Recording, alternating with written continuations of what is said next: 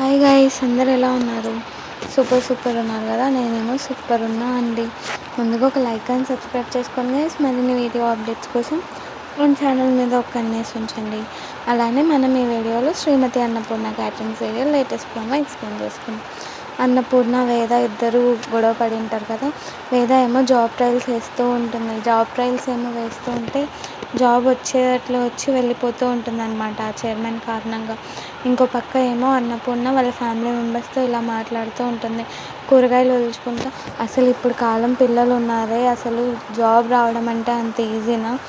మామూలు డిగ్రీకి ఎంత డిస్టింక్షన్ వచ్చినా కానీ హయ్యర్ డిగ్రీస్ లేకుండా ఉంటే జాబ్ రావడం కష్టం. కానీ వేద ఒక్కటే మన ఇంట్లో బాగా చదువుకునేది.